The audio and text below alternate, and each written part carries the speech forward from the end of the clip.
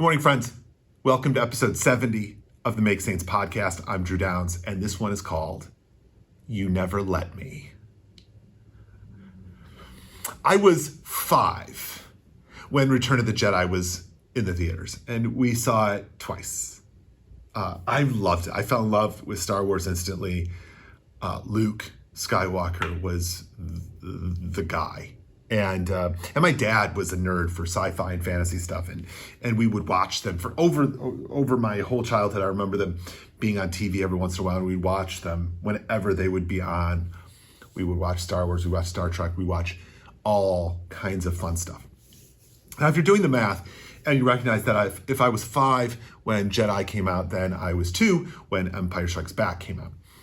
And during this time of falling in love with Star Wars, I found out that my dad took my big sister to see Empire in the theater, and that I didn't get to go.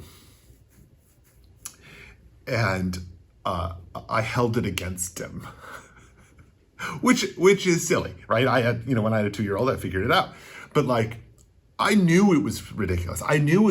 But I still was like, why didn't you let me go? I was alive.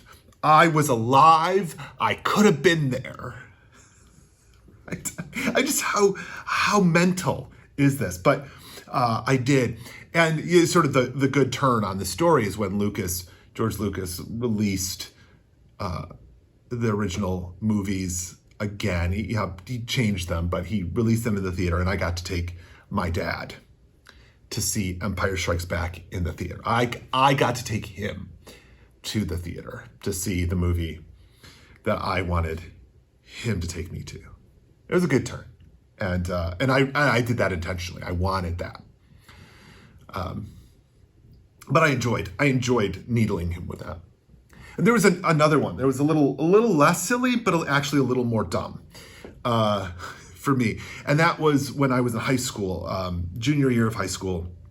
I was at a football game, watching our team be terrible. And I was watching, I was watching the quarterback overthrow the tight end all game. And I was like, I could at least be as bad as that.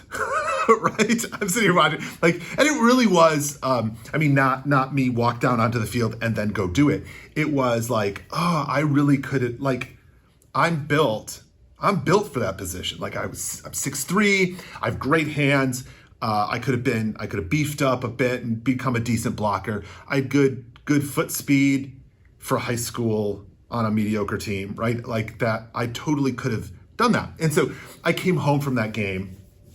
Again, junior year of high school. I come home, I walk in, and I'm like, Mom, Dad, why didn't you let me play football? And my parents were just like, what is this crazy teenager in front of us saying? This is ridiculous. No, we didn't let you play football, but you didn't want to play football. And it's true. I didn't want to play football. I had chances in 6th and 7th and 8th and 9th and 10th grade, but I didn't want to play. I didn't try to play. I had no interest in playing. I didn't want to, but I came home and I was like, you never let me. It was so ridiculous. It's so ridiculous. Now, there are people who don't get to do real things.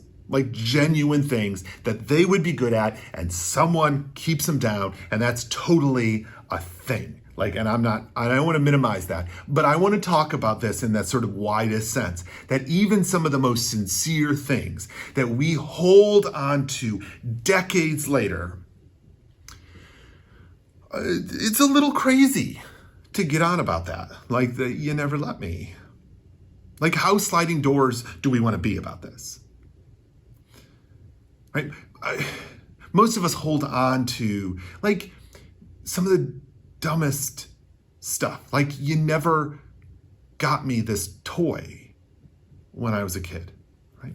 Or we never got the chance to do the thing that we found out was worth it, right? Think about this. We hold it against ourselves and against other people that we didn't get to do the thing we weren't sure was worth it at the time. We now know it's worth it, but we hold it against the previous self in their unknowing for not knowing and then therefore not doing. Like it is so, like there's something really weird that we do with this. So what's your, you never let me? And if you find something super sincere, that can be helpful. But I'd rather you find something a little more ridiculous to help you inform that more sincere one. Because even some of that stuff, it's a little crazy to go on about. What we're actually really doing is that we're creating a multiverse of all these alternate realities, all these alternate versions of ourselves. And it can be really fun to do this, to do these things. It can also be really maddening to pinpoint all these moments in your life where all of these different decisions happened and the better version of you went off and did all of these things or didn't do these things that you ended up choosing to do that you probably shouldn't have, and all of that sort of thing. It's not always very good for us. So what is the real question in this, though, is what are we really doing when we're doing this, when we're imagining these other worlds and saying, you never let me? Are we going through and having fun? Imagining, seeing, creating new worlds? Or are we holding someone else responsible for things after the statute of limitations should expire? Yeah. Are you in your 40s and thinking your dad should have taken you a movie 40 years ago? Like, is that a thing? Is that useful? Or are we thinking about these things that could help us, right?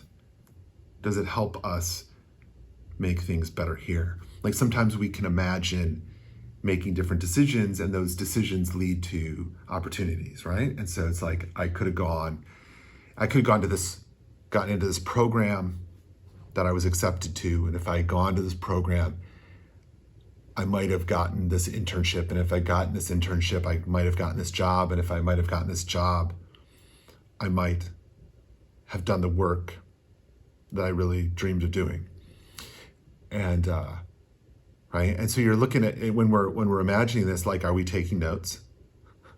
Are we realizing that, like, 18-year-old version of us could have done that, but like 48-year-old version of us can do a modified version of that schedule? I mean, even 68, you can modify that and see some of the steps, and you can actually work with this. Right? What are we doing to make this possible? That it can happen here now.